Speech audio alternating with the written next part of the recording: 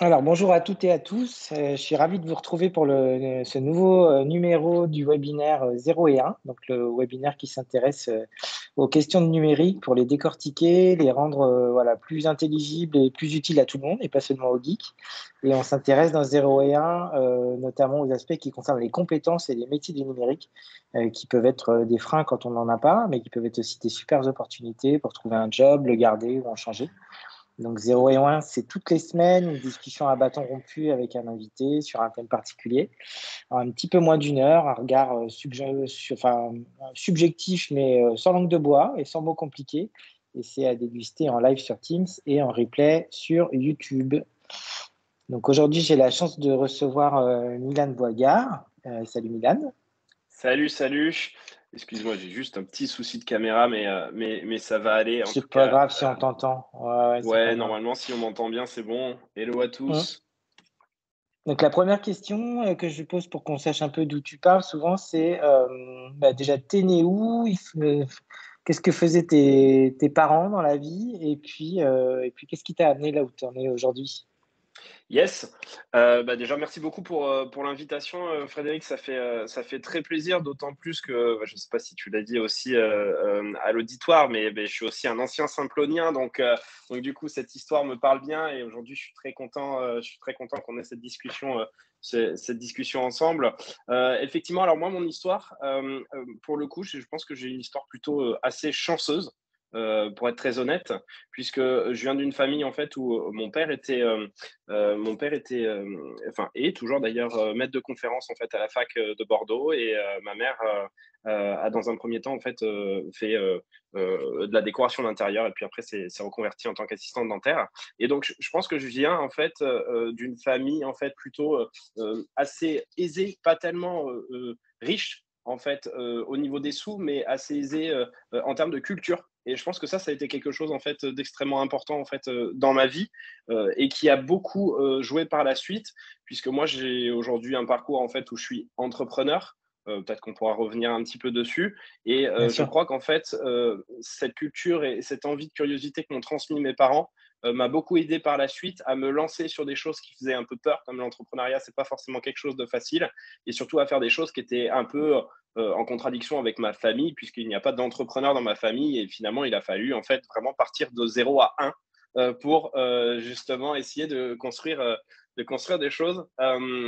Et pour rapidement en fait refaire un petit peu l'historique, moi aujourd'hui j'ai 33 ans et effectivement aujourd'hui j'ai monté une école, un bootcamp en fait dédié aux outils no code. On aura l'occasion d'en reparler pour savoir ce que c'est. Bien sûr. Mais la manière dont je me définis en fait, c'est que je suis avant tout effectivement un entrepreneur. J'ai monté d'autres sociétés avant, mais j'ai pas un parcours classique de quelqu'un qui va dans la tech avec des études d'ingénieur, etc.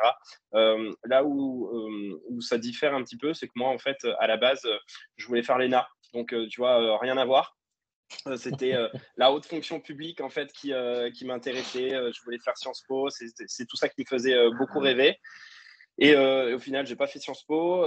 J'ai fait en fait un double cursus en droit et en philosophie. C'était des choses qui étaient assez éloignées quand même de la tech, hein, pour le coup. Et c'est vrai qu'un jour, en fait, j'ai eu envie de créer une application, même pas de monter une boîte en fait. Enfin, c'était ça il y a 10, 12 ans. Il faut se replacer dans le contexte, c'est très différent en fait d'aujourd'hui. Ça a beaucoup évolué. Et il y a 10, 12 ans, le seul moyen de faire un produit technique, c'était en gros d'essayer de trouver quelqu'un qui savait coder. J'avais la chance, j'en avais un dans mes amis. Le problème, c'est que il s'est avéré que le projet a tenu 2 semaines, mais par contre, moi, j'ai vraiment trouvé un intérêt à monter en fait ce genre de projet et en fait je me suis mis à coder tout seul et là où je disais que c'était intéressant finalement ce côté culture, c'est que j'ai essayé de me lancer en fait sur quelque chose où on m'avait dit tu sais faire du code, c'est réservé aux ingénieurs et si tu es mauvais en maths, tu n'y arriveras pas. Et effectivement, je cochais plutôt bien les cases parce que j'étais quand même pas le meilleur en maths, mais j'aimais faire des projets. Et en fait, c'est là où je pense que ça joue. C'est qu'en vrai, si tu es vraiment motivé, je vois pas qu'est-ce que tu ne peux pas apprendre. Ça peut te prendre plus de temps que les autres, mais je pense que ça, tu peux l'apprendre. Et en fait, du coup, je me suis mis vraiment à me passionner pour la tech, à apprendre après les différents langages, à commencer à faire des prestations Et puis bah voilà, commencer un petit peu à en vivre. Et après, j'ai eu d'autres opportunités. J'ai terminé mes études du coup au CELSA. Et ensuite, j'ai eu d'autres opportunités. Une première de monter en fait une boîte qui faisait une boîte e-commerce qui faisait de la vente en fait de casques de réalité virtuelle. À l'époque, on en parlait. Quelque chose qui a bien marché puisque j'ai eu la chance en fait de le revendre en fait pour une première boîte. C'était vraiment une chance qui m'a permis d'en monter une seconde qui était encore liée à la réalité virtuelle, à la réalité augmentée, mais pour le coup qui était un média parce que moi j'ai finalement toujours aimé écrire. Et tu vois, on parlait de philosophie, on parlait de CELSA avec une école de communication. J'ai toujours essayé de garder aussi ça comme étant une force et pas de me dire je fais que de la tech pour de la tech, mais de me dire qu'aujourd'hui il y a un parcours où on peut faire en sorte que on peut essayer de transmettre ça. Et j'ai pensé que l'écriture en fait était quelque chose pour transmettre ces valeurs-là. Ouais. Et du coup, j'ai essayé vraiment de continuer dessus. C'est un projet qui a duré en fait 4 ans, donc on avait une belle petite équipe. Après, j'ai fait une petite pause de 2 ans parce que il était temps d'en faire une après, on va dire, 6 ans d'entrepreneuriat assez intense. Et effectivement, là, depuis déjà 1 an et demi, en fait, je me suis relancé sur une nouvelle aventure, qui est une aventure finalement qui fait bien le pont entre ce que j'avais vu avant et ce qu'on voit aujourd'hui, c'est-à-dire finalement essayer de former des gens aux outils no-code. Moi, j'ai fait de la tech avant, je me suis rendu compte que finalement, j'utilisais beaucoup d'outils no-code, on n'appelait pas ça comme ça en fait, et il s'avère que pendant le confinement, en fait, j'ai eu l'opportunité de me demander un petit peu, j'avais du temps, comme à peu près tout le monde, et de me dire, OK, j'aimerais bien faire une nouvelle aventure, qu'est-ce que je sais faire, qu'est-ce qui peut être intéressant, comment je peux aider des gens. Et globalement, ces compétences à la fois tech et ce fait d'écrire m'a amené à lancer une première newsletter, en fait, pour informer les gens qu'en fait, il y avait aussi autre chose que du développement informatique et qu'on pouvait réaliser des projets avec ces outils-là. Et d'ailleurs, en fait, le confinement était vraiment propice à ça, puisque les gens avaient du temps, les gens lançaient des projets. Donc, bon, c'était plutôt bon. Je me suis dit peut-être que je peux aider un peu ces gens-là. Et du coup, j'ai commencé à lancer cette première newsletter et je me suis dit, si un jour on atteint en fait 300 personnes, bon, j'avais jamais vraiment lancé de newsletter, au bout un an et demi, et ça sera incroyable. Et en fait, au bout de 2 semaines, j'en avais déjà 300. Et aujourd'hui, on est plus de 3500 en fait sur cette newsletter en fait de gens qui sont vraiment passionnés dessus. Et du coup, là, il y a une vraie communauté qui se monte dessus. Et moi, j'ai toujours eu à cœur cette idée de la formation, cette idée de la transmission. Et c'est aussi ça que je faisais quand je travaillais en fait chez Simplon. Et ce que j'ai vraiment adoré en fait sur la mission de Simplon, c'est ça qui m'a vraiment plu. Et du coup, moi, je voulais perdurer sur la partie no code. Et, euh, et du coup, j'ai vraiment choisi cet axe-là, alors qu'on aurait pu choisir celui de faire une agence no-code, de faire des prestations, etc. C'est peut-être un peu plus simple parce que du coup, finalement, tu peux prendre du cash un peu plus rapidement en fait sur ça que sur de la formation où tu dois expliquer aux gens ce que c'est. Tu dois essayer d'imaginer un métier. Tu dois essayer de convaincre des entreprises en fait qu'il y a un intérêt en fait à faire ça. Et finalement, la tâche, elle est beaucoup plus ardue de partir sur de la formation sur un domaine qui n'est pas vraiment connu que plutôt partir sur de la prestation assez classique comme on a pu connaître, ce qui est difficile. Mais en fait, le client, il s'en fiche un petit peu de ce sur quoi tu développes. Ce qu'il faut, c'est que tu apportes de la valeur. Sur la formation, c'était un petit peu différent, mais moi, c'était le domaine et c'est pour ça que ça m'a amené à monter Uncode School, qui est un bootcamp dédié aux outils no-code. Voilà, j'espère que c'était pas trop long et assez clair. Non, mais t'inquiète, en plus, on a du temps, hein, on est là ensemble pendant encore une grosse demi-heure, donc on Top. va reprendre les choses pas à pas, tu vas avoir le temps de discuter de tout ça. La deuxième question un peu rituelle du webinaire 0 et 1, c'est la question que j'appelle souvent Claudine et Jackie, c'est les prénoms de mes parents, et mes parents, c'est pas forcément des super geeks, donc c'est une question voilà, qui va t'obliger à faire beaucoup de pédagogie, mais tu as parlé de nos codes, on Ouais. entend parler de low code, Qu'est-ce que c'est? Qu'est-ce que c'est concrètement? Qu'est-ce que c'est, voilà, comme si tu parlais à mes parents, Claudine et Jackie? Eh ben déjà, on embrasse Claudine et Jackie, mais c'est assez marrant parce que en fait, je pense qu'on a tous des Claudine et Jackie en fait dans C'est notre pour famille. Moi, ça, ça hein. va être Valérie et Rodolphe, et justement ce week-end, j'étais en train d'expliquer aussi à mes parents ce que je faisais. Et en fait, c'est pas quelque chose qui est forcément en plus hyper simple à expliquer à l'oral. On est quand même sur quelque chose qui est très visuel, hein. Je pense que souvent le mieux c'est de montrer. Je ferai pas une démonstration ici. L'objectif en fait, c'est de comprendre que aujourd'hui, quand tu veux réaliser une application web, un site internet, où tu veux essayer de gagner du temps sur certaines automatisations parce que tu en perds par exemple à copier-coller des choses qui viennent de différentes informations dans un tableau Excel, tout ça, tu perds un petit peu de temps. Et en fait, la seule manière de pouvoir réaliser ces options techniques, on va dire jusqu'à l'heure actuelle, c'était d'aller voir un développeur ou une développeuse et de lui dire « j'aimerais bien que tu puisses me développer ça ».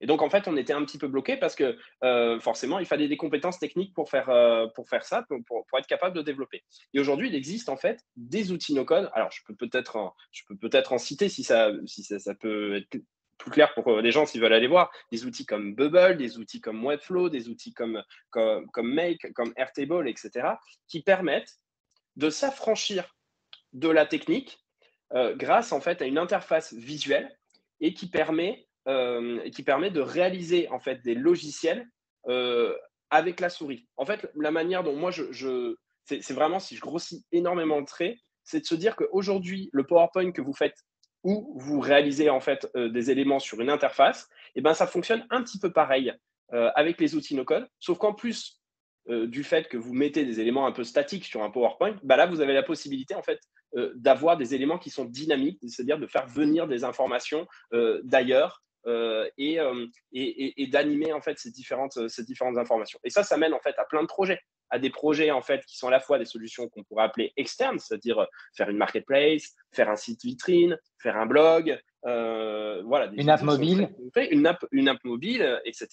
Et des outils en fait internes qui pour le coup servent aux équipes à réaliser en fait des tâches plus rapidement, à avoir la bonne interface au bon moment avec la bonne information pour la bonne équipe. Et ça, c'est quelque chose qui me touche beaucoup en fait sur la partie no-code, c'est que souvent en fait les équipes métiers sont un peu souvent les grandes oubliées des applications. Pour l'utilisateur, en fait, final, on a envie de lui faire un truc absolument génial, un produit de fou. Et puis, bah, derrière, ce qui se passe, c'est que les collaborateurs, on leur dit, bah, tu sais, tu as Excel, hein, vas-y, démerde-toi avec. Normalement, ça devrait pouvoir le faire.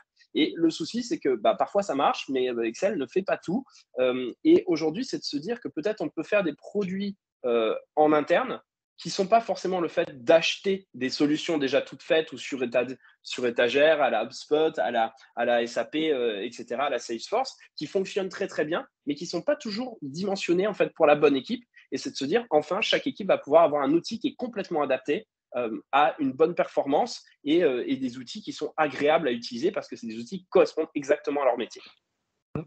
Top, on va creuser un peu ce sujet-là parce que ça permet de bien poser le cadre. Je vais prendre deux exemples, deux métaphores. Tu vas me dire si elles conviennent pour décrire un peu ce que c'est que le no-code et le low-code.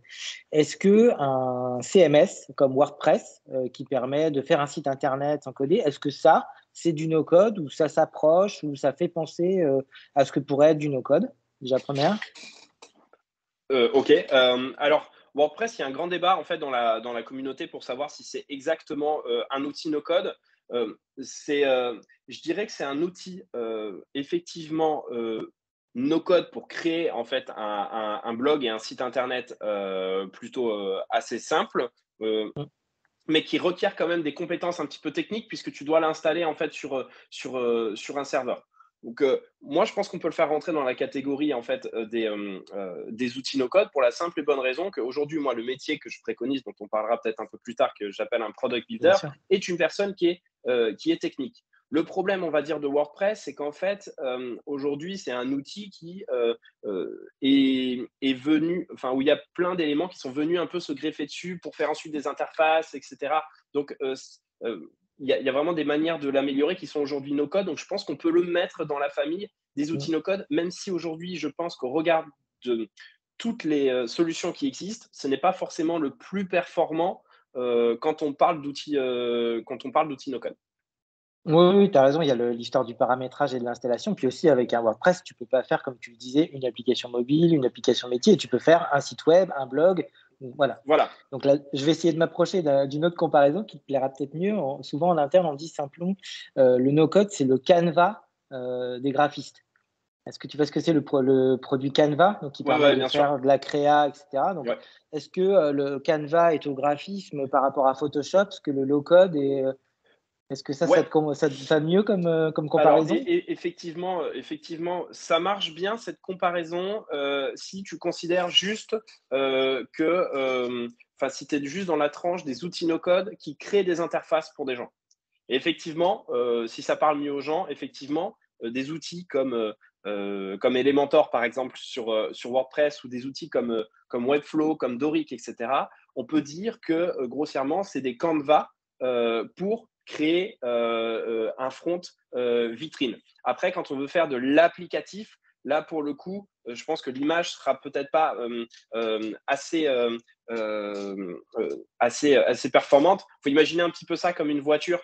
Une voiture, il y a tout d'interface à l'intérieur, mais il faut également un moteur en fait, et des roues pour que ça puisse avancer. Et puis, pour l'instant, tant que les voitures ne sont pas autonomes, il faut avancer avec des passagers aussi. Et donc, ouais, il y a vraiment toute cette distinction. Je pense qu'un outil no-code, il faut le voir en fait de deux côtés. À la fois la partie front, c'est-à-dire c'est ce que tu vois en fait sur ton ordinateur, et la partie back.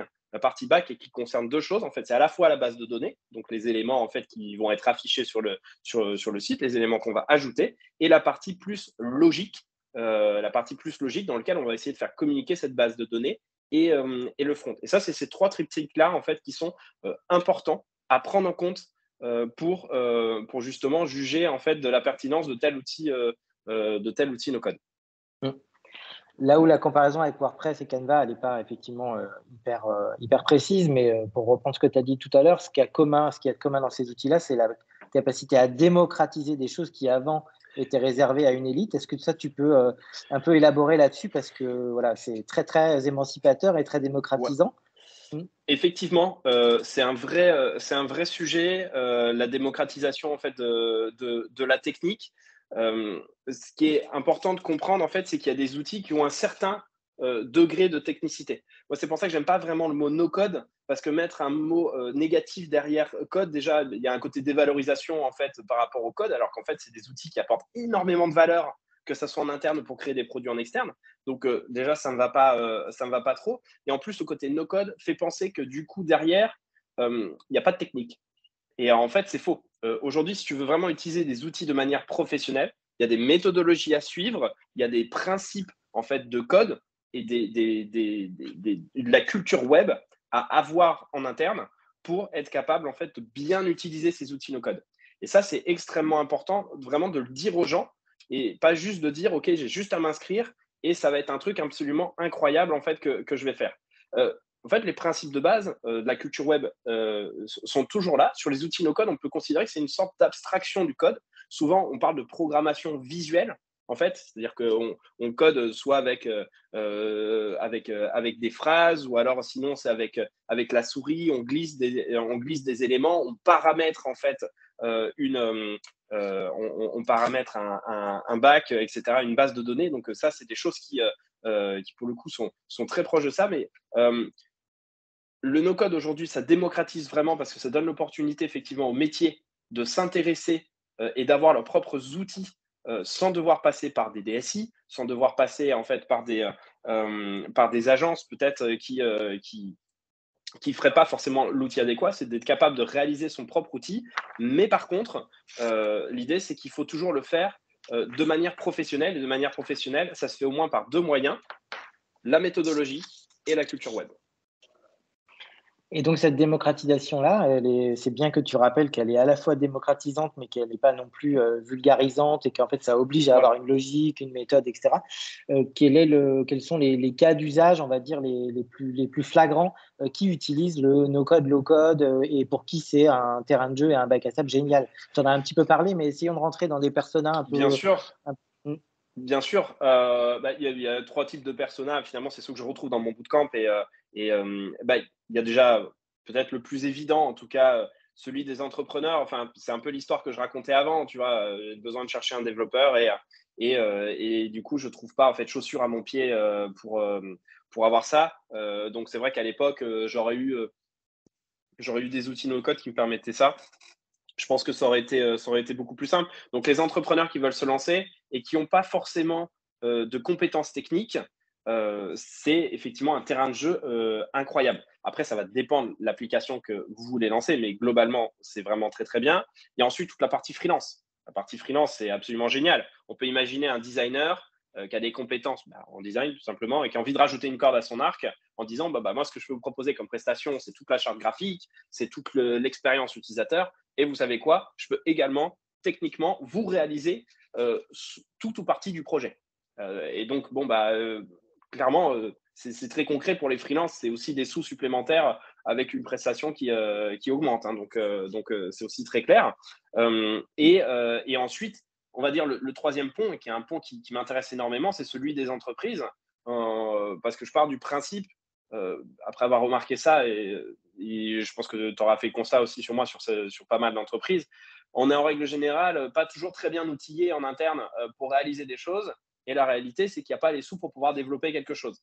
Est-ce qu'il n'y a pas finalement un juste milieu en se disant, bon, bah, on va essayer de donner les bons outils aux bonnes personnes, et on va essayer de faire baisser cette technique-là en leur donnant la possibilité de s'approprier de manière opérationnelle ces outils-là pour que ça corresponde exactement à leurs besoins, pour avoir des meilleurs process, pour avoir des meilleures interfaces qui leur font revenir leurs données, etc., etc.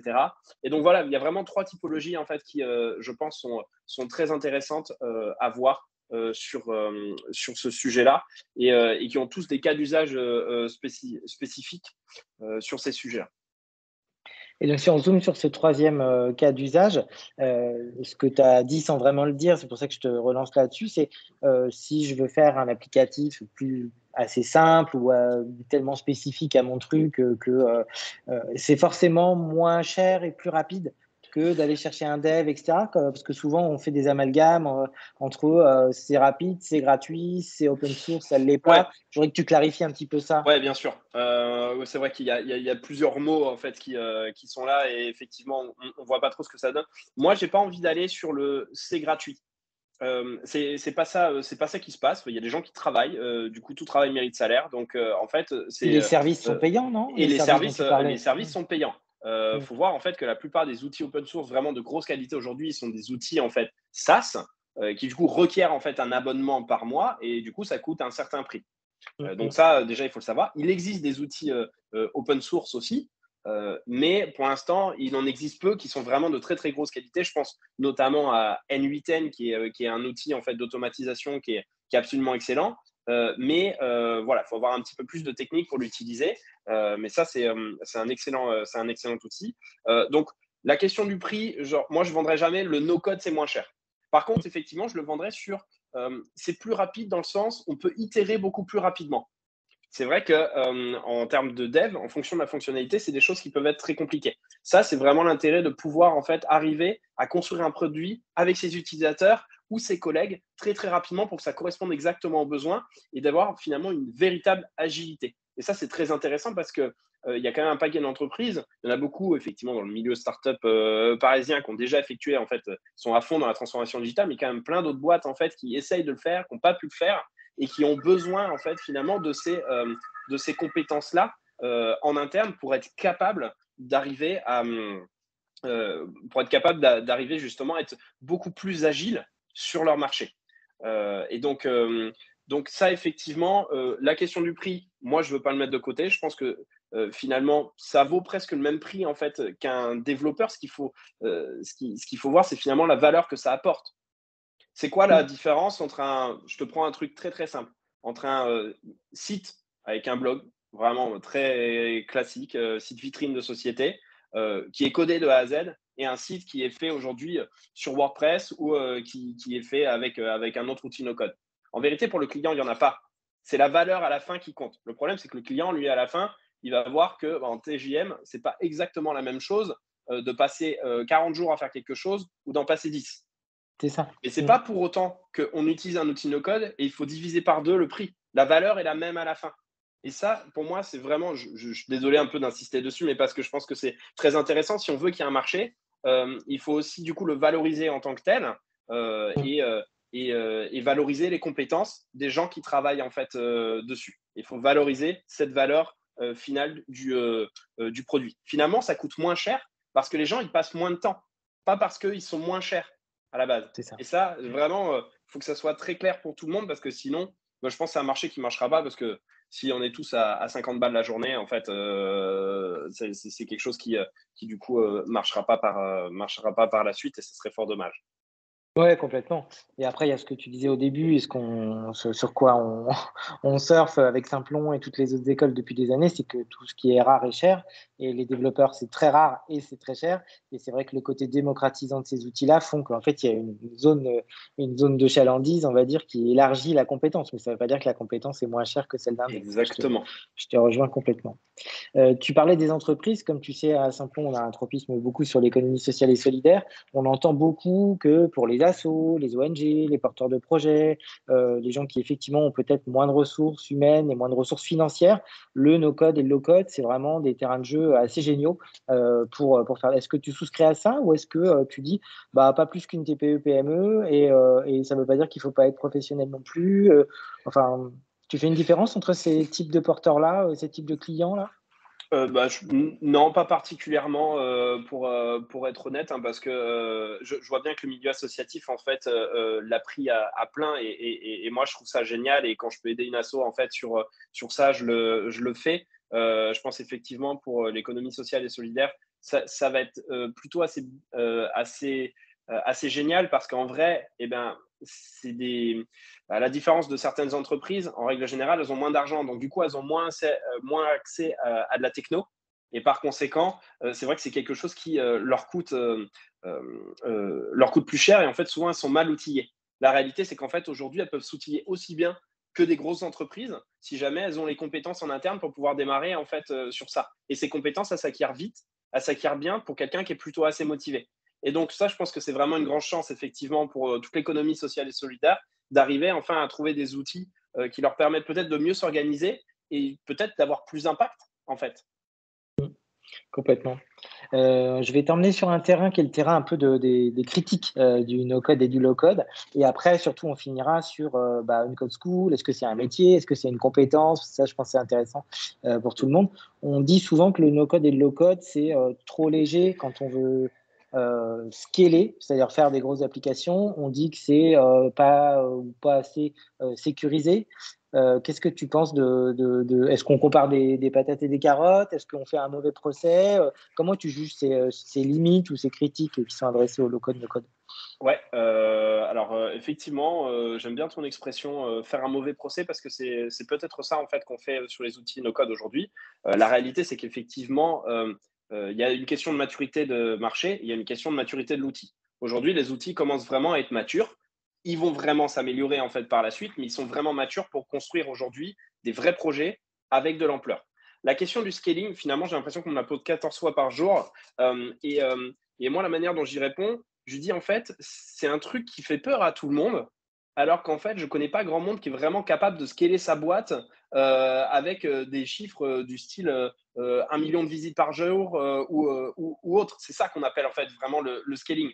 La plupart des gens, déjà, s'ils ont franchement entre 100 et 10 000 visites par jour, c'est déjà incroyable. Et ça, c'est géré, mais sans aucun problème en fait par les outils no-code existants. Ils peuvent même aller beaucoup plus loin. Donc, cette question du scaling, pour moi, est un faux problème et il faut vraiment le mettre de côté, d'autant plus qu'aujourd'hui, et c'est pour ça que je revenais à la méthodologie et à la professionnalisation quand même de compétences, aujourd'hui, c'est technique. Il existe des techniques pour faire en sorte que l'application soit plus performante si on la no-code bien. Et ça, c'est vraiment très important.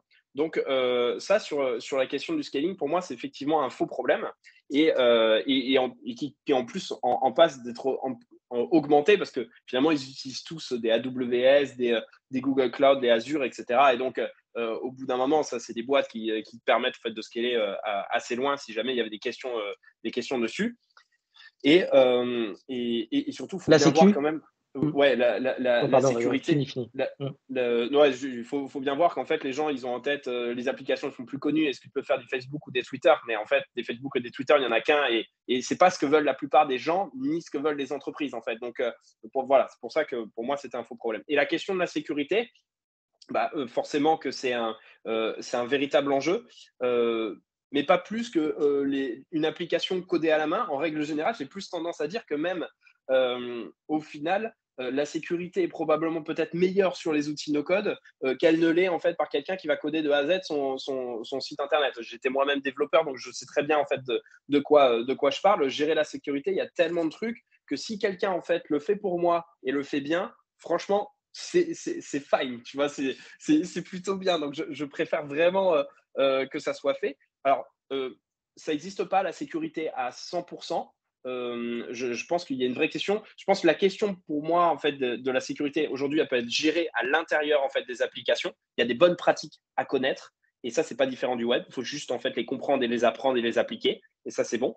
Et ensuite, il y a la question de la sécurité qui, pour le coup, elle est gérée directement par les éditeurs de solutions. Et forcément, il y a un paquet on va dire, d'argent et de talents qui sont mis dessus pour faire en sorte que ça marche. Moi, je pense que plus la question, c'est de se dire, le problème qu'il va y avoir, c'est que moi, quand je fais un site sur WordPress, je peux le mettre chez un hébergeur français. Là, le souci, c'est qu'effectivement, la plupart des solutions aujourd'hui sont hébergées sur des solutions américaines. Donc, ils commencent effectivement à savoir que le RGPD existe et à avoir des possibilités d'héberger son application en Europe, pas encore en France, mais en tout cas en Europe. Ça, à la limite, c'est plus une question sur laquelle on peut discuter parce qu'il y a sûrement des choses effectivement à faire. Il y a des entreprises, ça va les déranger de faire en sorte que ces données transitent par les États-Unis. Ça, c'est une vraie question, pour le coup, plus de fond, sur lequel il n'y a pas particulièrement de réponse, mais il faut savoir que ça existe. Les éditeurs en sont conscients. Et je pense que dans les prochains mois et les prochaines années, c'est des choses qui vont déjà augmenter. Si je prends l'exemple, en fait, par exemple, d'un outil qui s'appelle Integromat, qui permet de faire des process un peu, exactement comme Zapier, et aujourd'hui qui s'appelle Make. Avec la mise à jour de Make, il y a la possibilité d'héberger ces process en Europe. Il suffit de choisir le serveur. Et ça, c'est vraiment un gros point. Et je pense que les éditeurs le savent bien, puisque en Europe, il y a un plein d'entreprises qui vont être intéressées par ça. Il y a cette problématique-là et ils savent que s'ils veulent conquérir l'Europe, ils doivent arriver avec des solutions plutôt claires sur ce marché. Un petit rebond là-dessus, et après on bascule sur les compétences et les métiers. On dit souvent aussi du no-code, low-code. En fait, tu n'es pas chez toi, tu as un outil qui est déjà formaté, tu n'en as pas les tenants et les aboutissants, et s'il n'y a pas la fonctionnalité que tu veux dans l'outil qu'on t'a proposé, en fait, tu es bloqué. Est-ce que ça, c'est quelque chose, là aussi, c'est un mauvais procès? Qu'est-ce que tu penses de ça?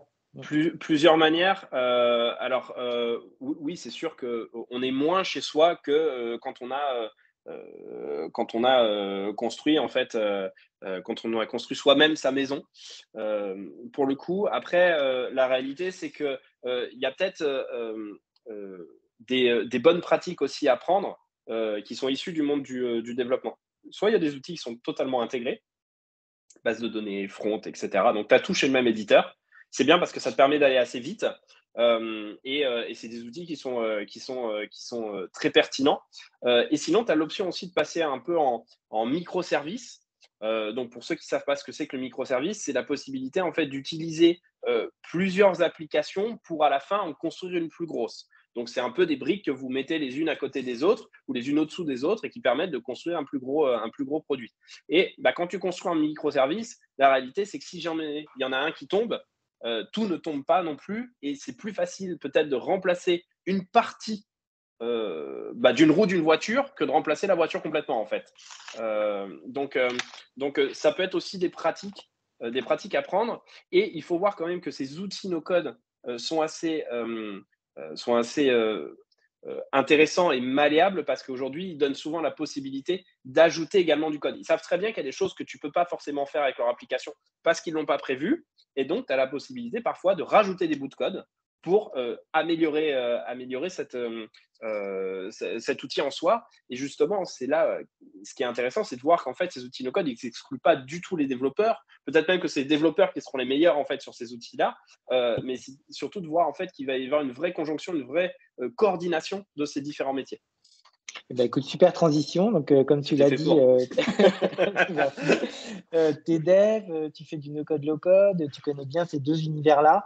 Donc, 3 questions à la volée, on les traite les unes après les autres dans l'ordre que tu veux. C'est est-ce que s'il faut les mêmes qualités, les mêmes habiletés pour être un dev que pour être un no-codeur, low-codeur? 2, est-ce qu'il y a des compétences et des formations qui sont adaptées pour développer Est-ce que c'est vraiment des vrais métiers avec des vraies formations derrière? Et est-ce que les no-codeurs, low-codeurs vont remplacer les devs? Voilà. Ok, ça fait si jamais je me suis perdu dans On une les des prend. questions, Non, t'inquiète, tu me le dis. Ouais. la question des compétences, elles sont déjà là.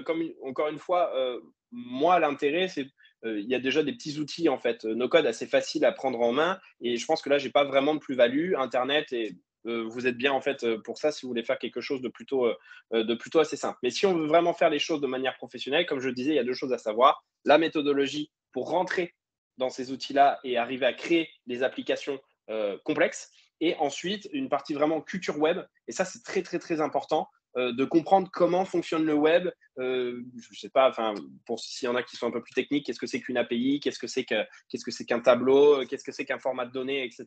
Parce que c'est des choses qu'en fait, on va manipuler. Même si on les manipule visuellement, c'est quand même des choses qui ressortent. Et ça permet tout simplement de débugger, d'avoir des questions d'erreur. Donc ça, ces compétences-là, il faut absolument les avoir quand on veut partir en fait sur des outils qui sont professionnels. Donc ça, c'est la première des choses. La seconde, en fait, c'était sur les métiers en fait Ouais. qui vont pouvoir faire ça. Moi aujourd'hui, je défends beaucoup en fait le principe, le profil de ce que j'appelle un product builder. Aujourd'hui, je considère qu'en fait, les personnes qui utilisent ces outils no-code, ils vont construire ce qu'on appelle des produits tech, ok, soit des produits tech à destination en fait du B2C, donc toi et moi, soit à destination en fait du B2B et notamment souvent des produits internes. Pour ça, en fait, il y a une méthodologie. Peut-être que certains connaissent en fait tout ce qui est méthodologie produit. Donc souvent, on met un product manager, on met un UX, UI designer, un product designer, et puis on ajoute souvent un ou une développeuse en fait dans l'équipe pour réaliser en fait une fonctionnalité ou un produit. Et ben moi, je pense qu'il y a un chaînon en fait manquant aujourd'hui parce que toutes les fonctionnalités n'ont pas nécessairement en fait besoin d'être réalisées par un développeur, mais peuvent être réalisées par justement des outils no-code qui aujourd'hui arrivent à maturité et donc par un profil qui est capable techniquement de remplir cette mission, d'être capable de réaliser ces outils internes tout en comprenant cette méthodologie produit. Et c'est pour ça que j'insiste, il n'y a pas juste développeur, par exemple développeur Bubble ou développeur Webflow. Je pense que ça, effectivement, c'est des dénominations qu'on va retrouver beaucoup et qui sont intéressantes. Mais la réalité, c'est que ça, c'est une partie, on va dire, très technique et c'est dommage qu'il n'y ait pas cette fonctionnalité, en fait, produit-là qui donne vraiment du sens au travail en fait que la personne est en train de réaliser. Et surtout, ce qui est intéressant, c'est de voir en fait la conjonction qui va arriver peut-être dans des équipes qui vont non plus être 3 mais 4 avec un développeur qui va pouvoir se concentrer sur des choses peut-être plus techniques qu'un ou une product builder ne pourrait pas faire et justement vraiment arriver à faire travailler ensemble les développeurs, les développeuses avec les product builders pour construire des produits peut-être de manière encore plus rapide, encore plus performant et pour accélérer justement cette transformation digitale en fait en cours. Donc ça je pense que j'ai répondu quasiment. Ah si, Ouais, est-ce que ça va faire ouais, disparaître les non, juste développeurs? avant de rentrer Ouais. là-dedans, déjà, merci de ta réponse, que c'est très clair et ça renvoie à un autre webinaire que j'avais fait avec Fabrice Temazri, qui fait du product management, qui a été head of product chez Deezer. Et donc, je trouve que si les gens n'ont pas vu ce webinaire, je trouve que ça correspond vachement bien à ce que tu viens de dire. Mais ça répond pas à une de mes questions avant de rentrer sur est-ce qu'il va se remplacer. Moi, par exemple, j'ai fait l'essai 1000 fois à Saint-Pon, je ne pourrais pas être un dev parce qu'il y a des trucs de logique, il y a des trucs qui me semblent un peu rédhibitoires pour moi et je pense que j'ai pas les compétences et la posture et le mindset pour être un développeur. Mais est-ce que je pourrais être un product builder? C'est-à-dire, est-ce qu'en fait, c'est les mêmes compétences, les mêmes habiletés ou est-ce que, en fait, les gens qui nous écoutent, ils se disent, tu as déjà un peu répondu, mais je voudrais que tu enfonces le clou là-dessus et après, ce sera une bonne transition pour dire est-ce que les uns vont remplacer les autres, quoi. Ouais, aujourd'hui, mon principe, il est clair chez Uncode School. Aujourd'hui, vraiment, on insiste sur la méthodologie, sur la culture web et sur les bases du code. Mais avoir ces bases, ça ne fait pas de toi un développeur ou une développeuse. C'est ça qu'il faut voir. Si tu comprends la logique, tu comprends ce qui est derrière, ensuite, tu pourras aborder en fait de manière beaucoup plus simple ces outils no-code. Et c'est ça qui est vraiment extrêmement important à comprendre. Parce que je suis d'accord, moi aussi, j'ai été développeur avant, et tu sais très bien si c'est fait pour toi ou non. Je vais caricaturer, mais passer une demi-après-midi, voire parfois 2 jours, à essayer de débugger quelque chose parce qu'il n'y a pas eu la mise à jour de tel plugin ou il y a une virgule en fait qui manque à un endroit, il y a des gens, ils adorent ça. Il y en a d'autres, ils ne sont pas faits pour ça. Et derrière, en plus, créer des algorithmes, c'est quelque chose qui est très difficile. Rentrer dans une équipe tech et collaborer, ça, c'est des choses qui sont complexes. Et effectivement, je pense que c'est un peu un fonctionnement du cerveau humain. On a besoin d'avoir des choses qui sont un peu visuelles et rentrer sur ces outils. Et ben, le fait qu'ils soient de programmation visuelle rend les choses en fait beaucoup plus simples et permet à des gens effectivement de rentrer dedans de manière en fait beaucoup plus concrète. La réalité, c'est que par contre, je pense que pour bien faire les choses, il faut vraiment une culture technologique, enfin technique, solide, parce que comme ça te permet vraiment de tout simplement de devenir un pro. Et ça, c'est important. Cool. Yes, Donc, et du coup, dernier et la point, substitution entre les deux, ouais, ouais. la substitution entre les développeurs, moi, j'y crois pas du tout. Je pense que même on va sûrement assister à des choses assez intéressantes. Aujourd'hui, je pense qu'on a peut-être deux mondes. En fait, on a des personnes qui utilisent des outils no-code et des développeurs. La réalité, c'est qu'en fait, il y a un paquet de développeurs qui trouvent que les outils no-code, en fait, c'est assez intéressant parce que ça permet quand même d'aller beaucoup plus vite, de faire des choses un peu moins redondantes, hein. Le travail d'un développeur parfois est quand même un peu embêtant à tout le temps devoir refaire un peu la même chose. Donc, ces outils no-code ont vraiment un gros intérêt.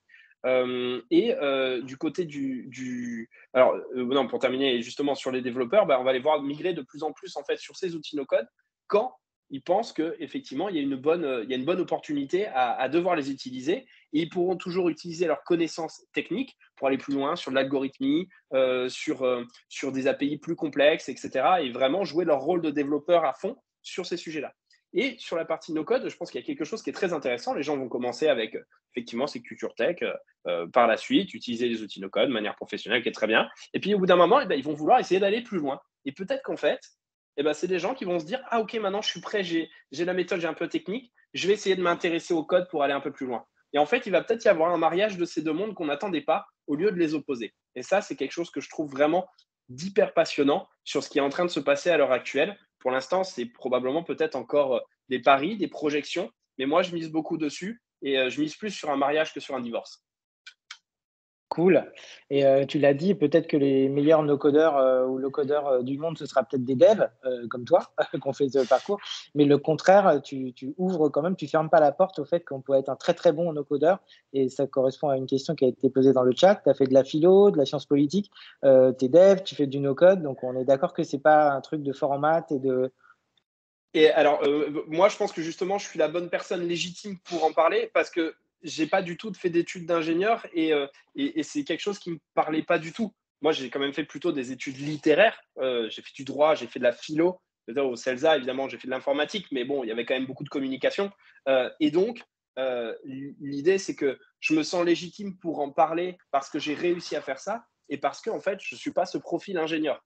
Et donc aujourd'hui, quel que soit ton profil, si tu es vraiment motivé, ces outils, ils sont faits pour toi.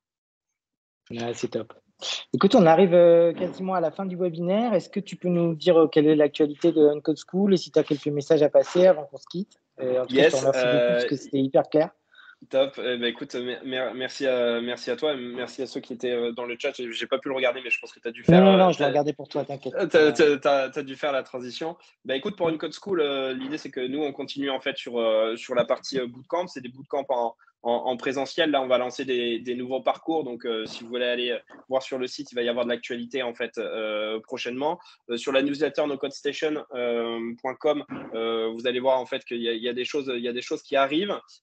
Aujourd'hui, en fait, le format du projet entrepreneurial que je mène, il est sur deux fronts. La partie formation B2C et B2B et une partie en fait recrutement. Et ça, c'est quelque chose un peu finalement en avant-première, en tout cas aujourd'hui. J'ai lancé en fait le site productbuilder.fr qui est en fait un cabinet de recrutement spécialisé pour les profils no-code afin d'aider en fait les entreprises à comprendre de quel profil elles ont besoin pour pouvoir les recruter et les mettre en face des bonnes missions. Donc, l'idée, c'est effectivement de faire le pont entre la formation et le recrutement pour essayer de nourrir un peu tout cet écosystème. Top. Écoute, c'est génial. Donc, je t'enverrai des questions parce qu'il y avait pas mal de trucs dans le chat. Je te souhaite plein de bonnes choses pour la suite. Yes. Puis, S'il y en a je te qui veulent me remercie contacter, beaucoup. si vous avez d'autres questions, il y a LinkedIn, vous pouvez m'ajouter. j'essaye de répondre. Vous avez mon mail, vous avez la newsletter. Je suis assez facilement trouvable sur Internet, donc n'hésitez pas à me contacter. En tout cas, pour plus d'infos, je réponds à tout le monde, même si ça met un peu de temps. Trop bien. Et puis, merci beaucoup. Ça a été hyper clair. Donc, merci beaucoup, Fred, Miguel. c'était top. À très bientôt et encore merci. Bye bye.